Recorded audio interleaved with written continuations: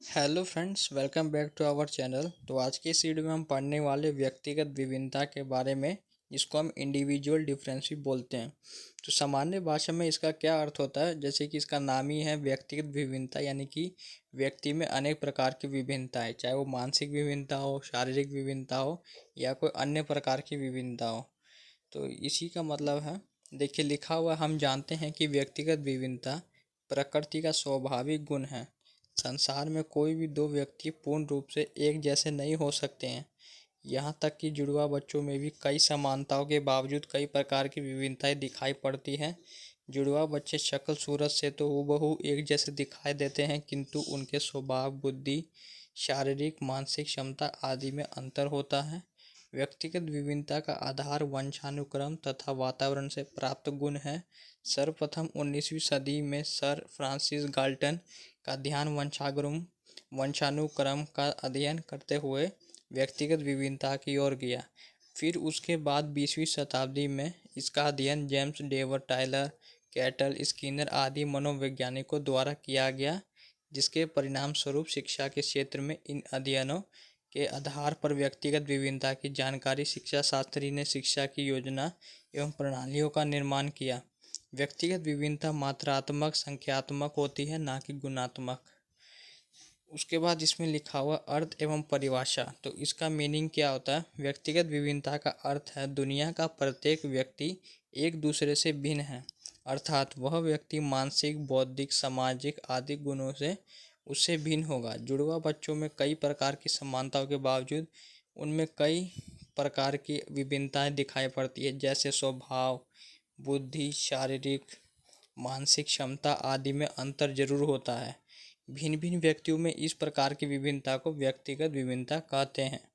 विभिन्न मनोवैज्ञानिक एवं शिक्षा शास्त्री ने देखे क्या क्या परिभाषा दिए हैं इससे रिलेटेड। पहला तो है BF स्किनर के अनुसार, व्यक्तिगत विभिन्नता के अंतर्गत व्यक्ति की वे समस्त पहल या पक्ष बोल सकते हैं, पक्ष आ जाते हैं जिसका मापन किया जा सके। उसके बाद है टाइलर के अनुसार, शरीर के रंग, रूप, आकार, रुचि, उपलब्धि आदि पक्षों की विभिन्नता को व्यक्तिगत विभिन्नता कहते हैं। उसके बाद है जेम्स ड्रेवर के अनुसार, व्यक्तिगत विभिन्नता के अनुसार कोई व्यक्ति अपने समूह के शारीरिक तथा मानसिक गुणों के औसत से जितनी भिन्नता रहती है उसे इंडिविजुअल डिफरेंस कहते हैं।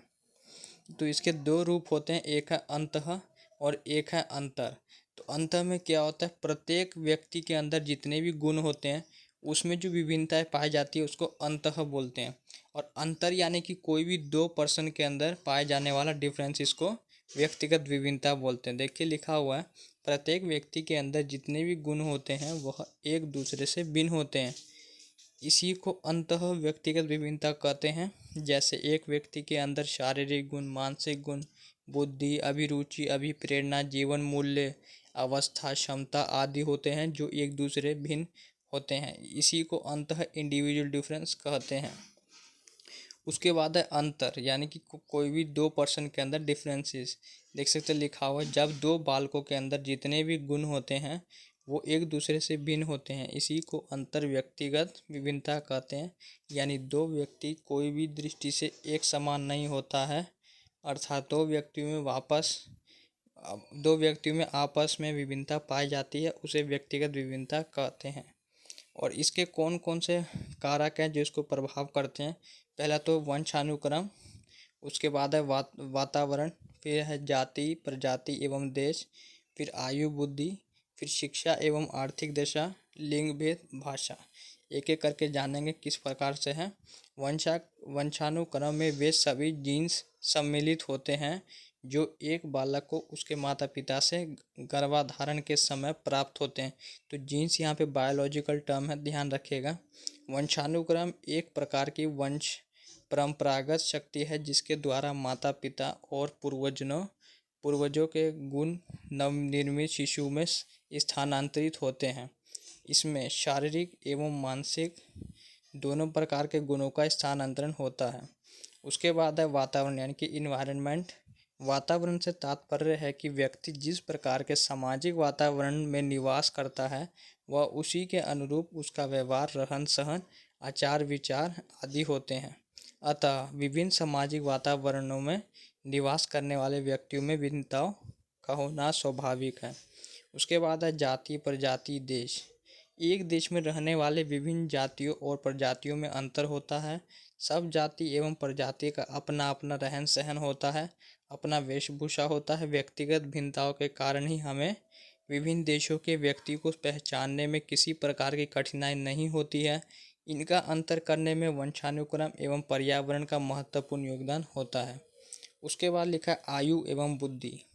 तो व्यक्तिगत विभिन्नता को प्रभावित करने वाले प्रमुख कारक आयु एवं बुद्धि भी हैं। आयु बढ़ने के साथ साथ बालक का शारीरिक, मानसिक एवं संवेगात्मक विकास होता है, इसलिए विभिन्न आयु के बालकों में अंतर मिलता है। बुद्धि, बालक के जन्मजात गुण होने के कारण बुद्धि के आधार पर किसी को प्रतिभाशाली और किसी को मूड मानकर अंतर कर सकते हैं। उसके बाद लिखा हुआ शिक्षा एवं आर्थिक दशा। शिक्षा व्यक्ति को शिष्ट, गंभीर, विचारशील बनाकर अशिक्षित व्यक्ति से उसे भिन्न कर देती है। आर्थिक दशा भी व्यक्तिगत विभिन्नता को प्रभावित करते हैं। निम्न आर्थिक दशा अर्थात गरीबी के कारण ही लोग चोरी, हत्या जैसे अपराध को भी गलत नहीं मानते हैं, परंतु वे लोग उन व्यक्तियों से पूर्णतया निम्न हैं जो उत्तम आर्थिक दशा के कारण प्रत्येक कुकर्म को अपराध समझते हैं। उसके बाद है लिंग भेद। लिंग भेद के कारण ही बालक एवं बालिकाओं की शारीरिक बनावट, संवेगात्मक विकास की कार्य क्षमता में अंतर होता है। बालिकाओं में स्मृति योग्यता अधिक तथा बालकों में शारीरिक कार्य करने की क्षमता अधिक होती है। बालक गणित एवं विज्ञान में बालिकाओं से आगे होते हैं, जबकि बालिकाएं भाषा एवं सुंदर हस्तलेख में बालकों से आगे होते हैं। उसके बाद है भाषा। प्रत्येक व्यक्ति में भाषा के विकास की भिन्न भिन्न अवस्थाएं पाई जाती हैं। यह विकास बालक के जन्म के बाद ही प्रारंभ हो जाता है। अनुकरण वातावरण भाषा विकास में महत्वपूर्ण भूमिका निभाती है।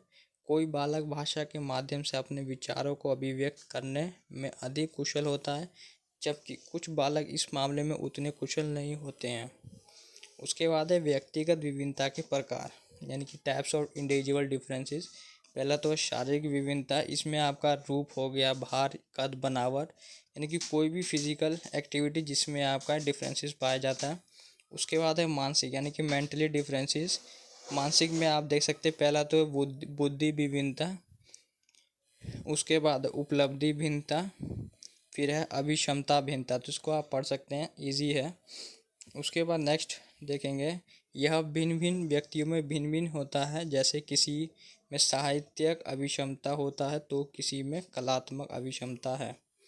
उसके बाद है संवेगात्मक विभिन्नता। संवेगात्मक विभिन्नता के कारण ही कुछ व्यक्ति उदार हृदय, कुछ कठोर हृदय, कुछ प्रसन्न चित्त, कुछ खिन्न चित्त होते हैं। उसके बाद है रुचियों में विभिन्नता, यानी कि आपका इंटरेस्ट के ऊपर भी विभिन्नताएं पाई जाती हैं। किसी को संगीत में, किसी को चित्रकला में, किसी को खेल में और किसी को वार्तालाप में रुचि होती है। प्रत्येक व्यक्ति की रुचि में उसकी आयु की वृद्धि के साथ साथ परिवर्तन होता जाता है, इसलिए बालकों एवं वयस्कों की रुचियों में विभिन्नता होती है। इतना ही नहीं, बालकों और बालिकाओं या पुरुषों और स्त्रियों की रुचि में भी विभिन्नता पाई जाती है। उसके बाद है सीखने में विभिन्नता। कुछ बालक किसी कार्य को जल्दी और कुछ देर से सीखते हैं, जिससे उनमें विभिन्नता देखने को मिलती है। फिर एक व्यक्तिगत विभिन्नता एक अपने आप में एक डिफरेंसेस है, इसलिए इस पॉइंट को भी ऐड किया गया। देख सकते हैं, लिखा हो व्यक्तिगत विभिन्नता व्यक्ति के गुणों पर निर्भर करती है, क्योंकि हर बालक का व्यक्तिगत या व्यक्तित्व अलग अलग होता है। कोई बालक अंतर्मुखी व्यक्तित्व का होता है तो कोई बालक बहिर्मुखी व्यक्तित्व का होता है। उसके बाद देखेंगे नेक्स्ट पॉइंट क्या है, गत्यात्मक योग्यताओं की विभिन्नता। इस विभिन्नता के कारण ही कुछ व्यक्ति एक कार्य को अधिक कुशलता से और कुछ कम कुशलता से करते हैं। जैसे महिलाएं उंगलियों से किए जाने वाले कार्यों जैसे कि सिलाई कढ़ाई को पुरुषों की अपेक्षा शीघ्रता से करती है, और पुरुष हाथ से किए जाने वाले कार्यों जैसे कि फावड़ा चलाना, खेत जोतना को स्त्रियों की अपेक्षा शीघ्रता से करते हैं।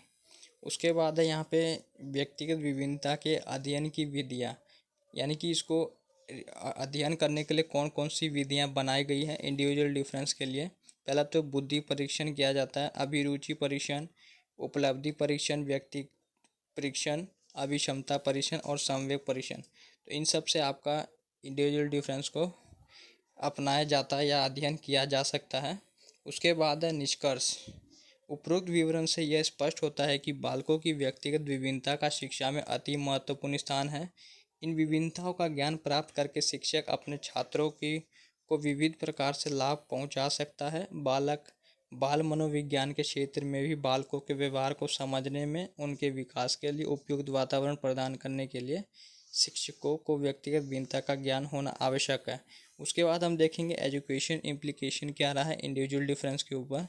पहला तो है कि सभी बच्चों में योग्यताओं, क्षमताओं, रुचियों, अभिरुचियों और अभिवृत्तियों आदि में अंतर पाया जाता है। फलस्वरूप अध्यापक को प्रत्येक बच्चे को पूरी तरह जानकर उसे व्यक्तिगत सहायता देने का प्रयत्न करना चाहिए ताकि व्यक्तिगत अंतर को ध्यान में रखते हुए उनका विकास कर सके।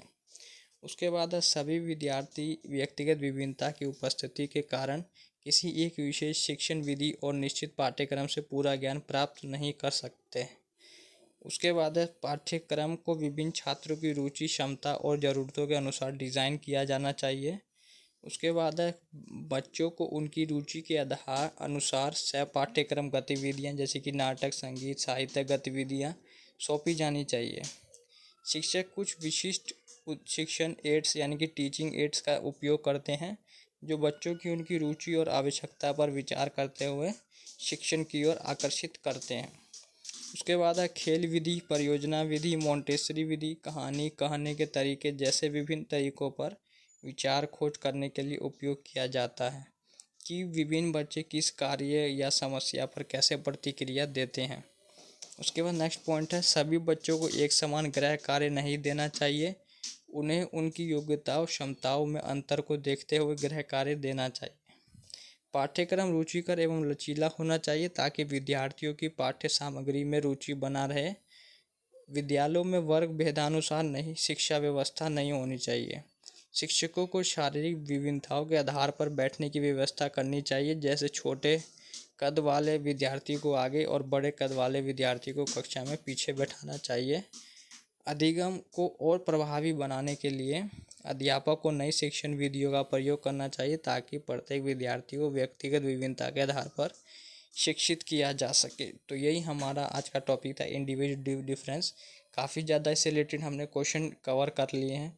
अगर कोई और अन्य क्वेश्चन छूटता तो आप हमको कमेंट कर सकते हैं। तो नेक्स्ट वीडियो में हम आपको आइडेंटिटी फॉर्मेशन के बारे में पढ़ा देंगे। वीडियो को लाइक, चैनल को सब्सक्राइब करना। Thanks for watching this video.